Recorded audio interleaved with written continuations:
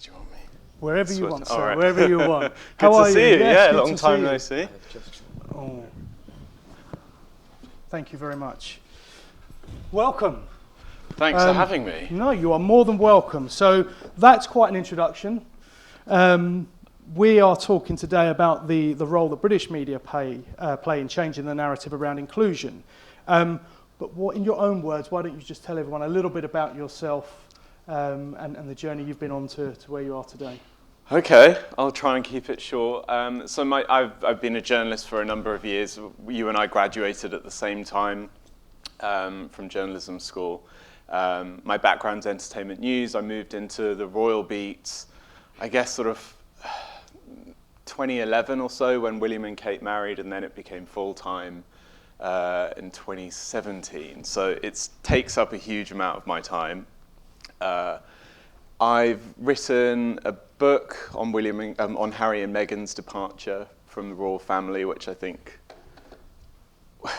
caused a little controversy. I'm writing another one at the moment, but I've really focused on the lives and sort of philanthropic endeavours of the younger members of the royal family. So I spent years travelling and being alongside William and Kate and Harry on all of their engagements. When Meghan came into the fold, that obviously became a huge part of my work too, and it kind of brought my entertainment news background and my royal beat together in a unique way, because of course the stories continue to deliver even to this day. Well, I'm sure there's going to be lots of questions, no more so than who's your favourite royal, but we'll get to that in a minute. So I want to talk a bit about, I want to go into in a second, like kind of your background a bit more, particularly that inclusion part that we spoke about. But I think if we kind of start with the question at hand in terms of the role that media plays, in your opinion, and your view, of course, and you've been probably in a very good position to see that firsthand with Harry and Meghan, and certainly the royals. So we spoke. We want the media to have an opinion, of course. Yeah. But that's the way that played out. Particularly, I guess them stepping away from being royals. When we last spoke, obviously, or did the interview, it was on the back of the Oprah Winfrey interview. What is your view on how that whole situation has been dealt with and the narrative that played out? Well, it's interesting because my lens into it, I think, maybe is different from the sort of typical royal correspondent. Although my dad's Scottish, my mum's Iranian, my lens into the world has always been of a British man, but also the son of an Iranian immigrant as well. So I think when Meghan came onto the scene and we started to see the coverage that was developing around her, the narrative that was building, the character that was being portrayed, I started to notice very small sort of microaggressions in that coverage, but also within the institution of the monarchy, from the people around her, from the comments made at royal engagements. I never forget, very early on, we were at I won't say the event because it will pinpoint it too much, but we were at a royal engagement, and one of the photographers, so the royal engagement had a link to Black history, and one of the photographers, a long-time royal photographer, made a comment and said, she should really be here in her African garb. It would really send a good message. And, and he started going on about things that really didn't apply to Meghan. And I thought, people really don't understand how to talk about her. They don't understand how to represent her in the media. And ultimately, these are the people that are the fabric of our media landscape. They're the ones that create the coverage. And so then when those things feed into what the public perception of someone is, I start to see the dangers in that. And I think, listen, today I'm under no illusion that a lot of mainstream media outlets call me a mouthpiece, a cheerleader for the couple, etc. I was simply someone that always wanted to portray someone fairly. When we saw those narratives come in of her being difficult and aggressive and later on a bully, these are things that I think that often women of colour, particularly in the workplace, and the institution of the monarchy is a workplace, have to deal with so regularly. Things that Meghan did, that Kate also did, were being portrayed in completely different ways. And I was always the person that called that out, that wanted to have conversations about those things and perhaps see if we can find a way to tackle these stories a little differently. But I think the problem, particularly with the mainstream media today, there's a real resistance to change. I think partly, certainly within the newspaper industry, it's a dying industry. Print is struggling. And so there is a need to keep eyes on the pages and get people going out buying a paper every day. And the easiest way to do that is to incite anger, to have some sort of strong emotional response from your reader, no matter how you achieve that. And I think Meghan and Harry now, sort of become proxies for this sort of culture war that we're in the middle of at the moment. They represent everything woke and annoying and all the sort of virtue signaling that you often hear sort of far-right media outlets complaining about on a regular basis. So it's a really easy way then to rile people up, keep them in the comment section longer, bring them back to the show, etc. Yeah, okay. And I suppose for balance, like the flip side of that, the Netflix documentary's come out, and there's been a few things that, that have been made very public, and I don't know if they're small things or not, or should. Yeah. I think they've used footage from a Katie Price coming out of the magistrates. What's kind of your take on that? Like, is that just insignificant, or is it is it just something where you think perhaps you should have thought about that because it's going to be called out? I think there's a couple of things there. Firstly, you've got to, Netflix want to sell a show. Harry and Meghan are not part of the marketing team, and from what I understand, they had no say in the trailer. But I think when you are putting a production out that is the truth, or your truth, my truth, whatever that is, you have to keep it watertight or people are going to pick it apart. And unfortunately, by leaning on stock footage of paparazzi at various events that had nothing to do with Harry and Meghan, it may have looked dramatic in the trailer, but it doesn't go to helping their story. That said, if it wasn't that, it would have been something else. I think we're at a point where people really don't want to listen to the experience of a biracial woman that stepped into the House of Windsor and had an ultimately unique experience that no one knows what that was like because it's never happened before. But there's that resistance to even wanting to hear it, to sort of poo-poo it and knock it down straight away. And I think that we see that practice continually in the press, that sort of trying to delegitimize or bring down a character so they become less believable. For me as a royal correspondent who has been at every major royal milestone, an event, every briefing, every private moment with the royal family since 2011, particularly with the younger royals, for me now in the Daily Mail on a daily basis to be reduced to Meghan's pal is a way to take away my credentials as a journalist, to take away the power of the words that I put in my articles. And so these are sort of the tactics that we see used time and time again, and it doesn't help that they're weaponized or utilized by the exact same type of person. That newsroom is almost one demographic on a senior level, so there are very few voices at a higher level at media organizations to actually say, well, this might be the wrong way of handling it, or maybe this is insensitive, maybe this is inappropriate. How does that change happen then? Well, I think, listen, particularly you'll know this, we focus so much on diversity in the workplace, and that is important. But I think what has lacked is conversations about where that diversity lives. If you go into a newsroom, you will not be short pushed for a sort of diverse and inclusive mix of junior reporters and writers, but ultimately they're responding to the old guard who still very much look after the newspapers, who are the editors-in-chief, who are the executive producers on sort of mainstream news shows. Change, if it's just happening on the lower level, can turn into a revolution maybe, but it needs to come from higher up for it to be enabled in the workplace. And I think that's a problem that we're at. It was really interesting, the last few years the Palace have been releasing diversity statistics for their household offices.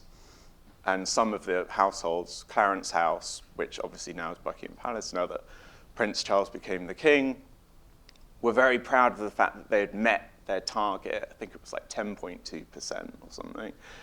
But when you ask them, okay, how is that inclusivity, or how does that diversity look across your entire team, they won't break it down, because the answer is most of them are junior household staff. They're not the private secretaries, they're not the senior aides that are actually shaping the monarchy today, who actually have the ear of their principal, who are the royals that they work for.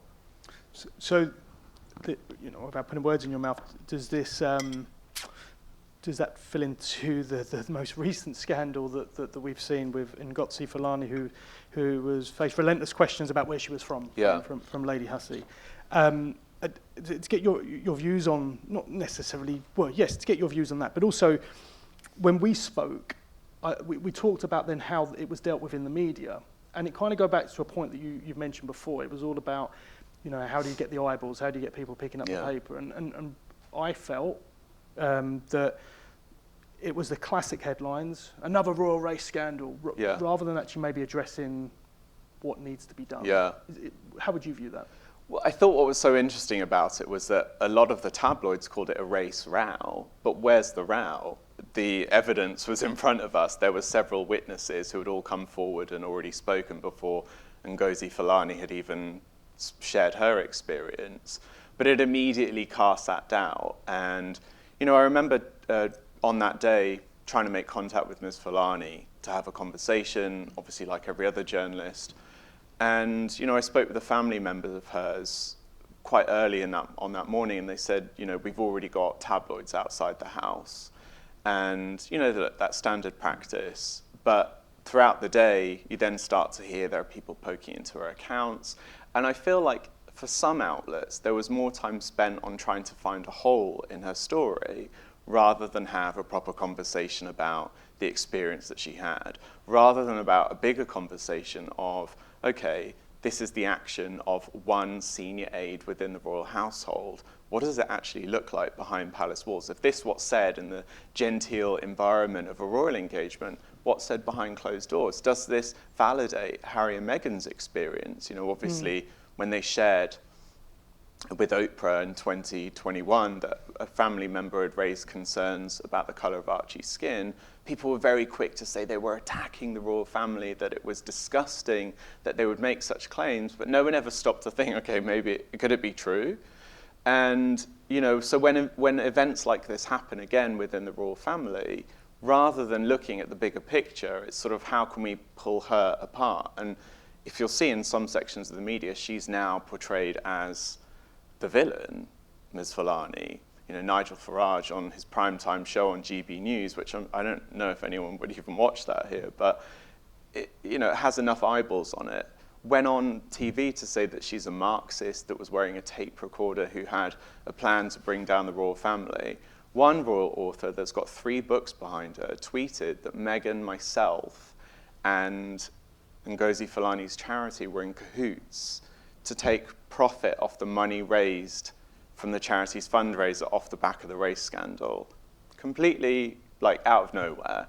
Completely defamatory, completely libelous. But that's kind of where we're at. People just say things for reaction, and there's no penalty for that, because ultimately the people on the highest levels of the corporations that they work for, the institutions they belong to, don't care enough. Okay. Any questions at this point that anyone might want to ask? No, have a think if there is anything. I wanted to pick up on something you said as well, where, and if I do this, I do a bit of research, to find out who I'm speaking to, because I'm a professional, by the way. I picked up on every headline would refer to you as the mate, the pal. Even allude to your ethnicity as well. Yeah. Why does that happen? I think you have to look at the audiences that some of these headline makers are trying to appeal to. When I first, my job has always been in the background. I've never courted publicity. I've always, for years, enjoyed being an editor on American magazine and sort of let the stories doing the talking. And when I sort of started to become part of the story, immediately I noticed the Daily Mail were referring to me as a British Iranian author. That's fine, a British Iranian royal correspondent. But they would never do that for someone else unless there was a point to bringing that in. Nothing is by chance. There's no coincidence there. And then you look in the comments section on the website, which are largely unmoderated, and people then lean into that. Oh, he's going to bomb the palace or whatever. You know, it's the sort of same old shit. But there's a reason that people quickly throw those things out there in the hopes that they stick or that they add to another narrative. There was when I released the first book, there was a story in the Daily Mail about the clothes that I like to wear and how I'm into labels apparently, and I change my phone once a year. It was like really ridiculous stuff. But what they were trying to say is that I'm shallow and materialistic and just a friend of Meghan's. Now, the royal editor of the Daily Mail is a close friend of Camilla. If you've noticed, Camilla only does interviews exclusively with the Daily Mail. They have just hired a Daily Mail editor as their head of communications. But you will never see another tabloid call that royal editor a mouthpiece for Camilla, a cheerleader, a friend of. Instead, they'll marvel at the work that she does. And that's partly because other journalists don't dislike Camilla, and there's a real, genuine dislike towards Meghan, and I'm sometimes caught in the sort of crossfire of that. But I think that this speaks to a larger thing. People who already had an agenda with Meghan when it came to the media, and I think it's why even today, no matter what we see her release or say or do, it'll always come with this sort of avalanche of hate and criticism before we even have actually stopped to think about, well, what is she saying? What's the project? What's the charity? Let's lighten the mood and talk about Piers Morgan. Do we have to? Look, we've spoken, and I know he goes for you quite often in tweets. Happened. Yeah. And you talk. Look, we talk about the freedom of the press, and we certainly want that. But the flip side of that, as you've mentioned, there's the story that come up about you being in cahoots with making sure the charity benefits off that. Where is the line to be drawn there? And also, look, I think sometimes when you are, I guess, to an effect, in the public eye by the very fact that they call upon you to have these conversations, but still a human being with feelings. So when someone like that is coming out at you, how does that make you feel, and how do you get around that? It's interesting. I've never actually been that bothered by that level of attack, because I think with Piers at this point, we see he's sort of the pantomime villain. I think he plays up to it. I think he knows what followers want, what readers want, what listeners want. I don't even know if these opinions are genuinely his anymore. I don't think he even knows. It's an act. And so, sure, it's a pain in the ass when those moments happen, because it does lead to, your address being doxed online, or, it sort of snowballs into other things that happen online from someone else's tweet, especially if they've got a large platform. But I think ultimately the bigger problem here has been what's actually written in the newspaper articles, what those headlines were, what are the things that people have sort of managed to slip under the radar. I don't mean about me, but just about this story in general, about Harry and Meghan, particularly Meghan, that are problematic, that no one ever wants to call out. There was a journalist a couple of weeks ago that just made a tweet about Meghan basically using her skin color or darkening her skin on purpose to appeal to a black audience, and that actually she's white, and then proceeded to post pictures of her being white. And I'm like, how are we at the point where a journalist for an established media organization is allowed to do that? Why is there no boss coming down onto them? And, and I think ultimately people like Piers sort of enable that culture, that landscape, to be able to do this stuff and get away with it. I mean, that's outrageous, as you said, that's allowed to get away with. Going back to your kind of experiences in the newsroom, and I remember when we spoke before, there was a terrible story you had about you came across an email from your boss, I think it was. Yeah, it was my first ever job. Can you explain a bit about that, and whether you think enough change has happened since that happened? So this was probably about 20 years ago, or God, is it even more now? Let's say 5. We was at university 5 years ago. First job out of university, I managed to get a junior reporting role at Heat magazine, which at the time was a big deal. in terms of it was part of the sort of zeitgeist and, you know, it actually had a place in pop culture. And my job was mostly covering red carpets and so on. I really enjoyed it. I was only there for 10 months, but a few months into the job, I came, so back then, a long time ago, not everyone walked around with a smartphone. So if someone would go away on holiday, they would say, could you check my emails on my computer while I'm gone? So I did that on my boss's computer, and I came across an email calling me a dirty, lying packy.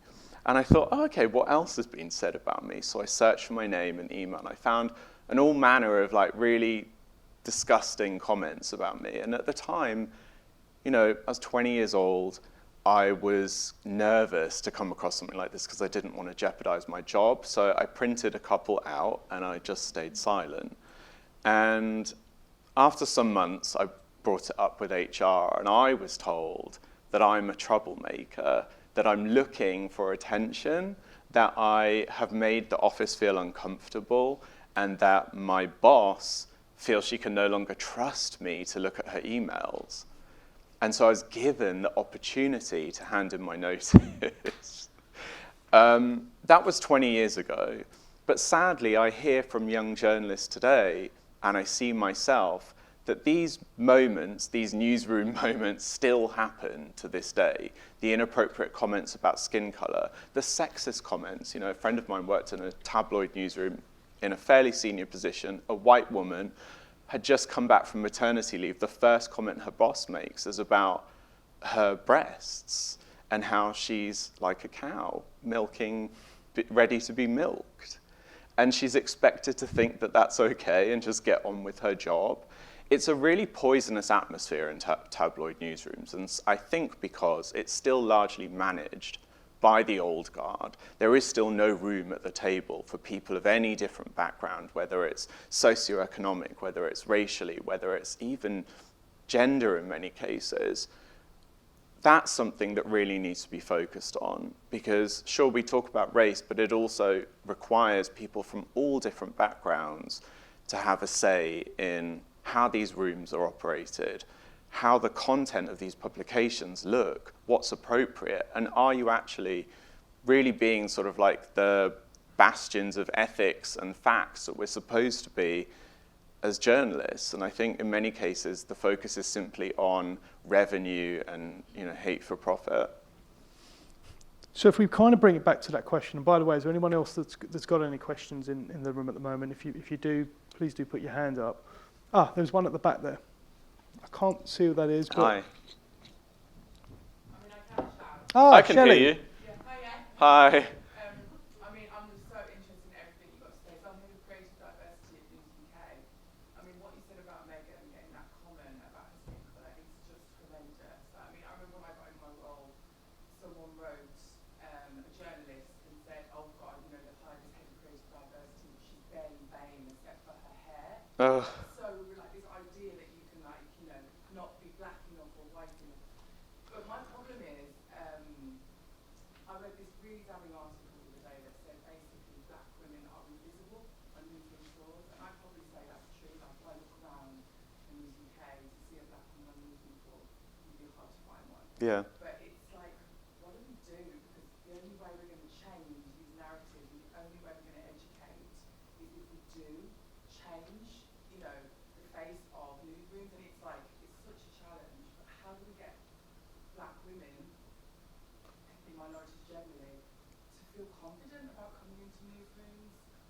I think that's the real challenge, because at the moment it's not a space where people from other backgrounds, whether it's racially but also in terms of sexuality or even their sort of socioeconomic background, often are made feel uncomfortable or that their voice isn't welcome. And ultimately that's because the people sitting at the table aren't interested in hearing them. And I've also reached that point of frustration where I don't even know what to say anymore. And I spend a lot of time talking with young journalists and journalism students about how it's really up to them to now go out there and demand these things and to talk about these things and to point them out and to not sit there and just accept ridiculous comments in the workplace or those microaggressions that we see not just or hear in the newsroom, but also see in the copy. You know, it goes beyond just what, you know, I often hear royal correspondents will say, oh, well, that has nothing to do with me. That was the columnist at the paper. It's like, well, you're still in a senior position. You still have the ability to say something. But people are really thinking of themselves, and I don't blame them for that, because job security is also important, and the media space is so short on jobs at the moment. But people are in sort of survival mode. So it then puts those two things almost against each other. So all I say is to younger journalists is just don't be afraid to speak up, and lean on those that you see in the industry that are speaking up. You know, my DMs, I always say, are always open, and I often receive messages from young journalists or people. In fact, someone at News UK recently I've been speaking with who will say, you know, I've come across this, what do I do about it? And at least I can help put them in touch with someone that may be able to have that conversation with them. But it's tough. And That's very interesting what you say about the young journalists. We do have a lot of diversity in our young journalists coming in. Yeah. It's a big effort. But I'd love to speak to you maybe more about that. yeah, absolutely, I'd love to. Because they do have a lot of responsibility. They do, and what I admire the most about that generation coming in now is they are more vocal. You know, I think of the things that I turned a blind eye to when I was in my early 20s, because I was just wanted to get by. I just wanted to fit in.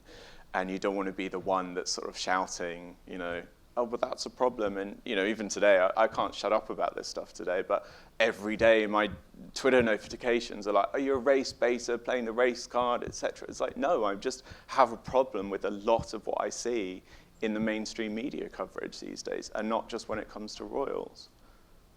Well done, brilliant. Thank you. I'd love to talk. I think picking up on that as well, and someone else who's a pretty good friend of Mediatel, you may have seen before, Jordan Jarrett Bryan, is another reporter, and I remember having a conversation with him, and to add to that, if I may, you know, what I learned from speaking to Jordan, it's up to all of us, I think. It's not about individuals in the room. Mm-hmm. It's not about you that calls that out because you don't like it. And it's also not up to people of colour to have to explain it. You know, I think everyone has a responsibility to try and understand. You know, we talked about the race scandal at the Palace, and whilst it was great that they were fast to respond and do something about it, what was missing there was that they flicked away the person that had made the comment and just hoped that it would die down. But actually, the real response is we're going to talk to our staff about what racism is.